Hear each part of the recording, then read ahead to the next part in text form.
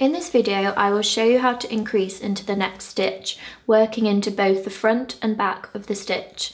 Today we are using mixed tape yarn in True Blue and 8mm rosewood knitting needles. Let's get going. So firstly, work up until the point you want to increase. I'm working in rib stitch, so I'm going to increase at the beginning of the row to keep my stitch pattern. So what I'm going to do first is insert my right needle into the first stitch and wrap your yarn as if you were to knit it and draw the needle through like you would just to knit it.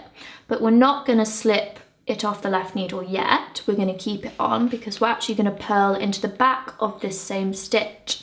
So I'm going to bring the yarn forward as a purl would normally do, and then I'm going to go into the back of this stitch, which is a bit tricky to see, but as you can see it's the back there, and I'm going to draw it through. It's a bit stiff to start with, and then wrap the yarn as if you would purl it and draw the needle through, and you're going to slip it off your left hand needle this time.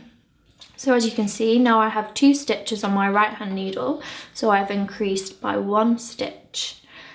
Because I'm working in 1x1 rib stitch, I've knitted and then purled into my stitch. However, if you're working in garter stitch or stocking stitch, you work the stitch as appropriate. So you might be knitting into the front and back of the stitch, or you might be purling both. It just depends on your stitch pattern you're working in. But in general, that's how you work into the front and then to the back of the stitch.